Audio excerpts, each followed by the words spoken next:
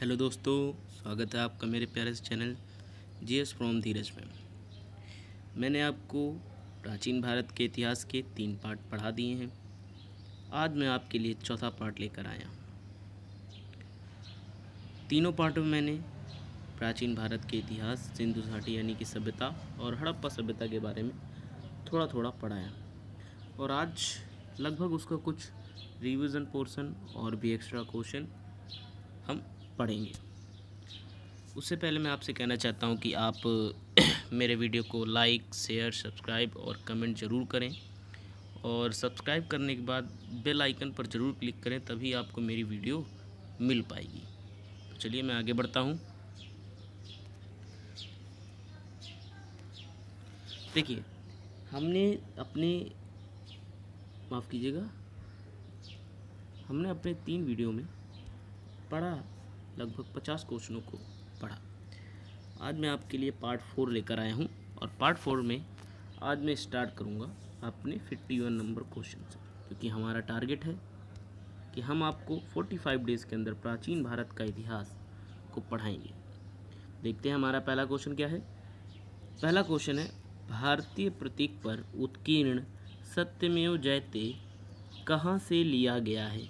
तो याद रखना है, भारतीय प्रतीक जो है हमारा सत्यमेव जयते, जो कि अशोक चक्र के नीचे लिखा रहता है सत्यमेव जयते, ठीक है।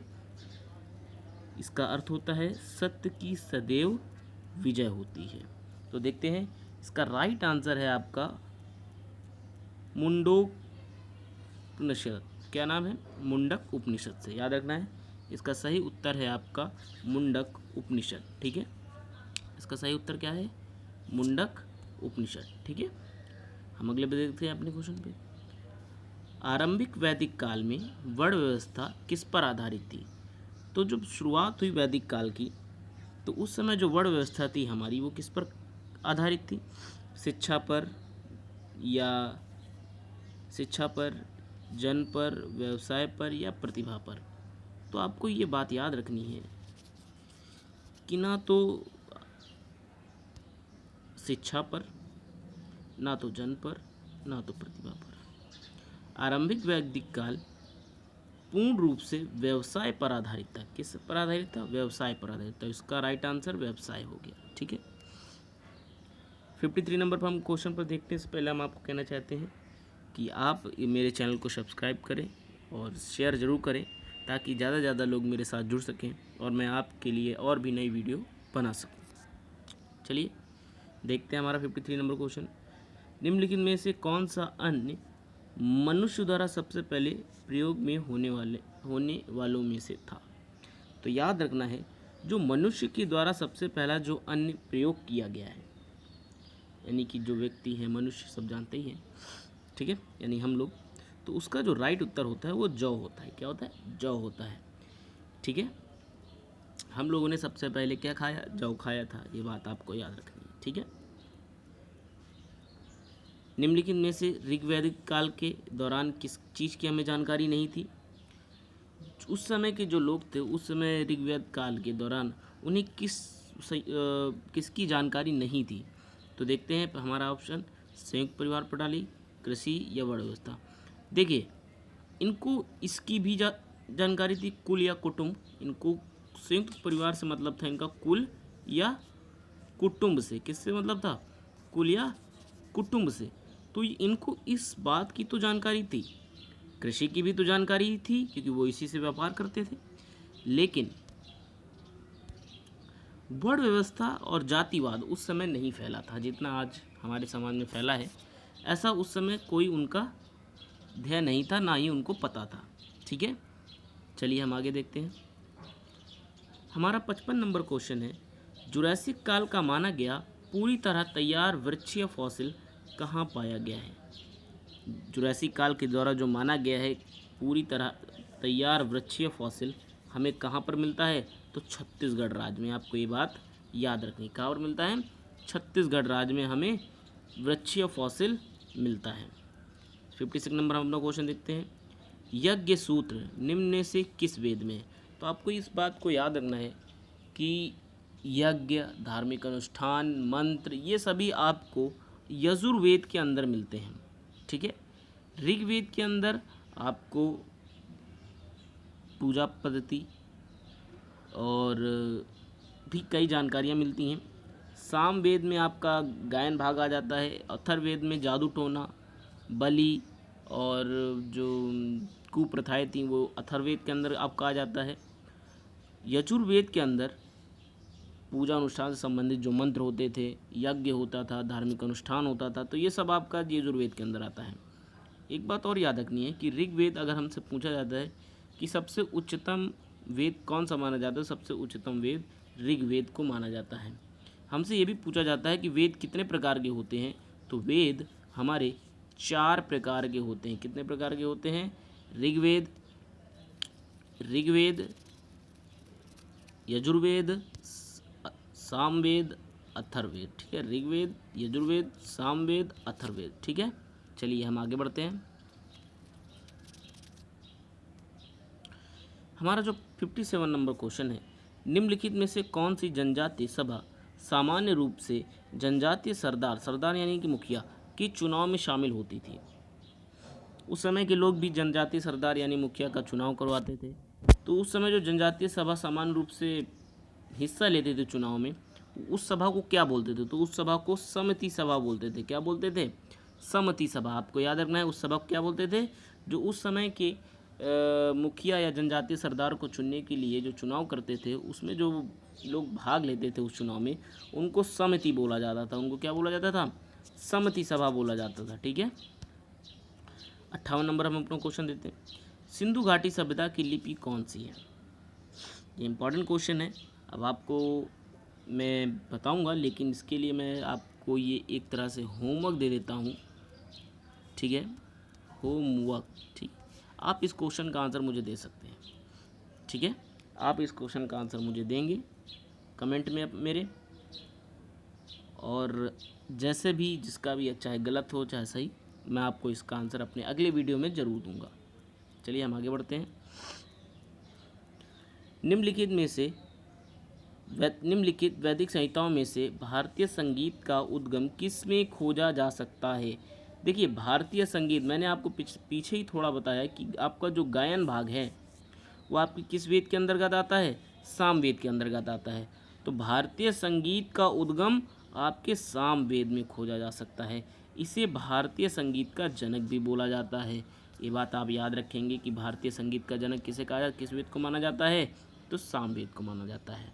ठीक है, उपनिषद शब्द का शाब्दिक रूप से क्या अर्थ होता है? उपनिषद का शाब्दिक रूप से क्या अर्थ होता है? ठीक है, तो उपनिषद का क्या अर्थ होता है देखते हैं। ज्ञान होता है कि प्रज्ञता होता है, या पास बैठना यानी पास में बैठना, या बुद्धिमत्ता यानी प्रज्ञता का मतलब बुद्धिमत्ता। तो मैं बता दूं कि उपनिषद का मतलब होता है ज्ञान। ठीक है, उपनिषद का मतलब क्या होता है? ज्ञान। ठीक है, उपनिषद से मतलब होता है ज्ञान से। ठीक है, चलिए आगे बढ़ते हैं हम। सिंधु घाटी सभ्यता का गोदीबाड़ा लोथल कहाँ पर स्थित है? देखिए, गोदीबाड़ा लोथल मैंने आपको पिछले वीडियो में बताया है कि लोथल जो जगह है आपकी गुजरात पर है। तो गोदीबाड़ा लोथल है क्या? लोथल में एक पत्तन है, पत्तन मतलब बंदरगाह है। ठीक है, ये बहुत इंपॉर्टेंट क्वेश्चन है। तो इसका सही उत्तर आपका गुजरात हो जाता है। तो आपका गोदीबाड़ा लोथल कहाँ पर स्थित है? गुजरात में स्थित है। ठीक है, चलिए, हाँ एक दो और चीज़ बता दूँ। हरियाणा में आपका राखीगढ़ी स्थित है। क्या स्थित है? राखीगढ़ी। ठीक है, ये बात आपको याद रखनी है कि राखीगढ़ी कहाँ पर स्थित है? तो राखीगढ़ी हरियाणा में स्थित है। ठीक है, पाकिस्तान में क्या है? हमारे पाकिस्तान में हमारा सिंधु सभ्यता आपका वहाँ पर भी है कुछ पार्ट।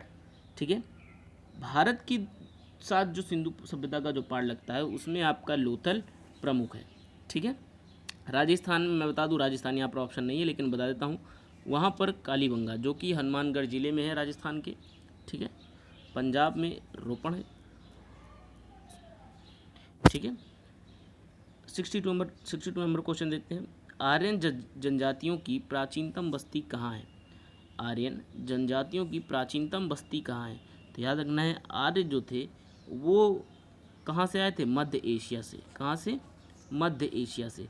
अगर पूछता है कि सबसे पहले कहाँ पर जाकर बसे, तो उसका सही उत्तर हो जाता है पंजाब। क्या हो जाता है? पंजाब। लेकिन हमसे यहाँ पूछा क्या है? आर्यन जनजातियों की प्राचीनतम बस्ती कहाँ है, यानी वो बस चुके थे। अब उस समय की हमको बस्ती बतानी, वो कहाँ पर थे। तो आपको याद रखना है कि वो हमारे सप्त सिंधु, याद रखना है कहाँ पर थे? सप्त सिंधु में थे। चलिए हम आगे बढ़ते हैं। सिंधु अर्थव्यवस्था की ताकत क्या थी? ठीक है, वो लोग किससे अपना रोजी रोटी कमाते थे? तो देखते हैं इसका सही उत्तर क्या हो सकता है। कृषि हो सकता है, या व्यापार, या चाक पर बनाए गए मिट्टी के बर्तन, या बढ़ईगिरी। तो आपको मैं बता दूं, सिंधु अर्थव्यवस्था जो आपकी थी वो मुख्यतः कृषि पर आधारित थी। किस पर आधारित थी? कृषि पर आधारित थी। ठीक है, 64 नंबर क्वेश्चन पर हम बढ़ते हैं। निम्नलिखित में से किस देश ने भारत से मोहनजोदड़ो से प्रसिद्ध नर्तक कन्या की प्रतिमा वापस देने के लिए कहा है? तो आपका पाकिस्तान है, क्योंकि मैंने अभी जस्ट पीछे बताया कि सिंधु घाटी का कुछ भाग वहाँ पर भी है, तो मोहनजोदड़ो वहाँ पर आया हुआ है। आपका मोहनजोदड़ो जो है मृतकों का टीला, यानी कि माउंड ऑफ द डेड इसको भी बोला जाता है, ये आपका पाकिस्तान में पड़ता है। जो कि वहाँ पर मोहनजोदड़ो से हमें एक नर्तक कन्या की प्रतिमा मिली थी, जो कि भारत के पुरातात्विक विभाग के पास है। इसी प्रतिमा को पाकिस्तान ने वापस देने के लिए कहा है। ठीक है, सिंधु घाटी सभ्यता में कालीबंगा निम्नलिखित में से किसके लिए प्रसिद्ध है? देखते हैं हमारा ऑप्शन क्या हो सकता है। चट्टान कटौती की वस्तुकला, बंदरगाह, कपास की खेती, या मिट्टी के पात्र। देखिए मैं आपको बता दूं, इसका बिल्कुल सटीक उत्तर आपका अगर जानना है तो इसका सही उत्तर हो जाता है मिट्टी के पात्र। मैंने ऐसा क्यों कहा? क्योंकि सुनिए, चट्टान कटौती उस समय क्योंकि चट्टान काटने के लिए आपको क्या चाहिए? पत्थर चाहिए, लोहा चाहिए, तो उस समय उस सब लोहे का ज्ञान तो था नहीं। आपका बचा बंदरगाह। तो बंदरगाह मैंने अभी आपको पीछे बताया, ये आपका लोथल में आता है, जो कि गुजरात में है। कहाँ पर है? गुजरात में है। ठीक है, ठीक। कपास की खेती हड़प्पा सभ्यता, सिंधु घाटी सभ्यता में सबसे ज़्यादा इसको उगाया जाता था, लेकिन हमसे प्रमुखता पूछा गया है कालीबंगा के लिए। तो कालीबंगा जो था आपके लिए, आपके मिट्टी के पात्र के लिए प्रसिद्ध था। तो इसका सही उत्तर हो जाता है मिट्टी के पात्र। 66 नंबर हम क्वेश्चन देखते हैं अपना। महाभारत का प्रारंभिक नाम क्या था? इस समय तो हम लोग क्या जानते हैं? महाभारत के नाम से जानते हैं, लेकिन पहले इसको किस नाम से जाना जाता था? तो पहले इसको जय संहिता के नाम से जाना जाता था। याद रखिएगा, पहले इसको जय संहिता के नाम जाना जाता था, लेकिन आज वर्तमान में हम इसे महाभारत के रूप में जानते हैं। 67 नंबर हमारा क्वेश्चन क्या है? निम्नलिखित वैदिक संहिताओं में से भारतीय संगीत का उद्गम किसमें खोजा जा सकता है? देखिए ये फिर से वही चीज़ है। तो इस सब भारतीय संगीत की अगर बात करता है हमेशा, तो आप याद रखिएगा सामवेद, क्योंकि संगीत का उद्गम केवल और केवल सामवेद से ही हुआ है। ठीक है, चलिए मैं आपको अगला क्वेश्चन बताता हूँ। जिस मनीषी, यानी मनीषी का मतलब क्या होता है? पंडित, ये बात आप याद रखेंगे, ने दक्षिण भारत का आर्यीकरण किया, वे कौन थे? तो ये आपको याद रखना है। अब देखते हैं हमारा ऑप्शन हो क्या सकता है। याज्ञवल्क्य हो सकता है, या वशिष्ठ हो सकता है, या अगस्त से हो सकता है, या विश्वामित्र हो सकता है। तो इसका सही उत्तर यही है, इसका सही उत्तर है आपका अगस्त, क्योंकि अगस्त जो थे वो दक्षिण भारत से संबंधित थे। ठीक है, उनका संबंध किससे था? दक्षिण भारत से था। तो जिस मनीषी यानी पंडित ने दक्षिण भारत का आर्यीकरण किया, तो वो कौन थे? अगस्त थे। सिंधु घाटी का कौन सा एक स्थल पाकिस्तान में है? तो आपको याद रखना है कालीबंगा नहीं है। देखते हैं हमारा क्या पार्ट हो सकता है। हड़प्पा, आलमगीरपुर, लोथल, कालीबंगा। तो इसका सही उत्तर है हड़प्पा। आपका जो हड़प्पा भाग है वो पाकिस्तान में है। कहाँ पर है? पाकिस्तान में। तो इसका सही उत्तर हो जाता है हड़प्पा। ठीक है, 70 नंबर क्वेश्चन हम देखते हैं। प्राचीनतम भारतीय सभ्यता का नाम बताएं। देखिए प्राचीनतम अगर भारतीय सभ्यता का नाम बताए तो हम ऑप्शन देख सकते हैं, हमारी सिंधु घाटी सभ्यता, मेसोपोटामिया सभ्यता या मिस्री सभ्यता, इनमें से कोई नहीं। देखिए मेसोपोटामिया सभ्यता नहीं, मिस्री सभ्यता नहीं, इनमें से कोई नहीं, ये तो हो ही नहीं सकता। तो इसका सही उत्तर है सिंधु घाटी सभ्यता, क्योंकि प्राचीनतम जो भारत था वो सभी प्राचीनतम भारत जो प्राचीनतम भारत था वो उस समय सिंधु घाटी सभ्यता इसके अंतर्गत आता था, इसलिए इसका सही उत्तर हो जाता है सिंधु घाटी सभ्यता। विषम शब्द ज्ञात कीजिए। तो हमारा इसमें विषम है क्या? देखिए सामवेद आपका एक वेद है, यजुर्वेद आपका ये भी वेद है, ऋग्वेद ये भी वेद है। तो 4 वेदों में से 3 वेद तो यहीं पर हैं, लेकिन 4 होने चाहिए थे, हैं कितने? 3। तो इसका सही उत्तर आपका सी हो गया, क्योंकि विष्णु पुराण एक पुराण है, ठीक है।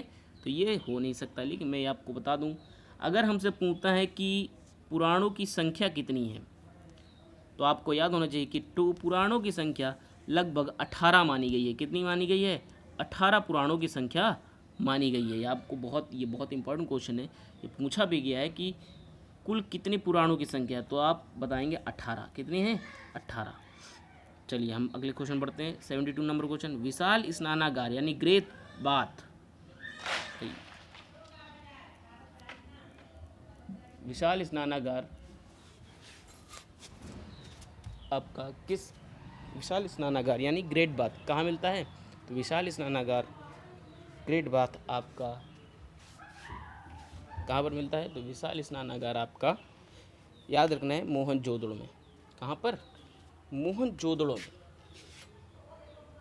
इसका सही उत्तर हो जाता है मोहनजोदड़ो में। माफ़ी चाहता हूँ थोड़ा, ठीक है। इसका सही उत्तर आपका हो जाता है मोहनजोदड़ो। तो विशाल स्नानागार आपका मोहनजोदड़ो में पड़ता है, ठीक है। मैं फिर से बता देता हूँ कि मोहनजोदड़ो का शाब्दिक अर्थ जो होता है मृतकों का टीला, इंग्लिश में बोल सकते हो माउंड ऑफ द डेड, ठीक है। 73 नंबर क्वेश्चन हम अपना देखते हैं। सिंधु घाटी की सभ्यता के लोग किसकी पूजा करते थे? तो याद रखना है सिंधु घाटी सभ्यता के जो लोग थे वो विष्णु की पूजा नहीं करते थे, इंद्र की नहीं करते थे, ब्रह्मा की नहीं करते थे। तो वो किसकी पूजा करते थे? आपको याद रखना है वो पशुपति की पूजा करते थे, यानी कि भगवान शिव की पूजा करते थे। एक सेकेंड, इंद्र भी आपका इसमें एक उत्तर हो सकता है, लेकिन अगर मुख्यतः देखा जाए तो इसका सही उत्तर आपका पशुपति हो जाता है और इंद्र भी हो सकता है, ठीक है। तो आपके इसकी अगर 2 ऑप्शन पूछता है तो पशुपति और इंद्र दोनों होंगे, ठीक है। लेकिन अगर प्रमुख रूप से पूछता है, इंद्र ऑप्शन नहीं देगा, तो यही आपका उत्तर हो जाता है।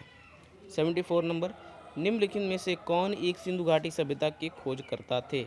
आपको याद रखना है लॉर्ड वुली नहीं, ये तो बिल्कुल गलत है। वीएस अग्रवाल जी नहीं। एएल बाशम बिल्कुल नहीं। तो इसका सही उत्तर हो जाता है दयाराम साहनी। मैंने पिछली वीडियो में बताया दयाराम साहनी और राखाला दास बनर्जी 2 भारतीय थे जिन्होंने सिंधु घाटी सभ्यता की खोज की थी, ठीक है। हम आगे बढ़ते हैं। हमारा 75 नंबर क्वेश्चन है, निम्नलिखित का मेल कीजिए। क्या है? अब हम देखते हैं, इसको मिलाते हैं, इसका सही उत्तर क्या हो सकता है। देखिए अच्छा, ऐसे क्वेश्चन करने में मज़ा बहुत आती है। देखते हैं, जैसे मोहनजोदाड़ो क्या हो सकता है? देखते हैं, स्टैचू ऑफ प्रीस्ट या पत्तन या हल्के चिन्ह या ग्रेट बाथ। देखिए अभी हमने जस्ट अपने वीडियो में थोड़ा सा पीछे आइएगा तो हमने बात की थी मोहनजोदड़ो में ग्रेट बाथ की, किसकी? तो इसका सही उत्तर हो गया ग्रेट बाथ, यानी एक का आपका एक का हो गया 4 नंबर, ठीक है। अब हम देखते हैं अपना बी, हड़प्पा। अच्छा, अब हम देखते हैं हड़प्पा में क्या है, हल्के स्टैचू ऑफ प्रीस्ट या पत्तन या हल्के चिन्ह, ठीक है। अच्छा एक सेकंड रुक जाइए। अगर हम बात करते हैं अपने कालीबंगन की, तो कालीबंगन में हमको क्या मिला है? हम आपको बता सकते हैं कालीबंगन में आपका हल्के चिन्ह आता है। क्या आ जाता है? हल्के चिन्ह। ये आपको याद रखना है कि कालीबंगन में हमें हल्के चिन्ह मिले। खेत में जो जोता गया है, खेत से जिनको जोता गया है उसमें हल्के निशान, उनके दांतों के निशान मिले हैं हल्के, ठीक है। आपका लोथल जो है, यानी सी का आपको जो राइट ऑप्शन हो जाता है वो है 3 नंबर। आपका डी लोथल, लोथल का आपका हो जाता है पत्तन। मैंने पीछे कितनी बार बताया कि लोथल का है मतलब पत्तन, पत्तन यानी बंदरगाह। तो इसका संबंध किससे हो गया? दूसरे नंबर से। ठीक है, अब हम देखते हैं कि अब बचा क्या हड़प्पा और बचा क्या स्टैचू ऑफ पीस। तो यही इसका राइट आंसर हो। तो सी कितना हो गया, सॉरी माफ़ कीजिएगा, आपका जो बी का उत्तर हुआ वो है, आपका बी का उत्तर सही कितना हो गया, आपका बी का उत्तर है फर्स्ट। ठीक है, तो यही इसका सही उत्तर हो गया। चलिए आगे बढ़ते हैं। उपनिषद क्या है? 76 नंबर हमारा क्वेश्चन। उपनिषद क्या है मैंने आपको पीछे ही बताया। महाकाव्य है, कथा संग्रह है, हिंदू दर्शन का स्रोत है या कानून की पुस्तकें हैं। तो ये तो बिल्कुल गलत हो गया। हिंदू दर्शन का स्रोत गलत, महाकाव्य बिल्कुल गलत। इसका सही उत्तर हो गया कथा संग्रह। क्या हो गया? कथा संग्रह। ठीक है, तो आज के लिए हमारा वीडियो यहीं तक था। आप अपनी जानकारियाँ हमारे कमेंट बॉक्स में बता सकते हैं। हमारे वीडियो को बनाने में जो भी कमी होती है आप उसके बारे में भी हमें बता सकते हैं। ठीक है, मैं आपसे केवल एक ही चीज़ के लिए दरख्वास्त करूँगा कि आप मेरे चैनल को जितना हो सके उतना शेयर करें, लाइक करें, कमेंट करें और सब्सक्राइब तो ज़रूर करें और उसका बेल आइकन ज़रूर दबाएं और उसका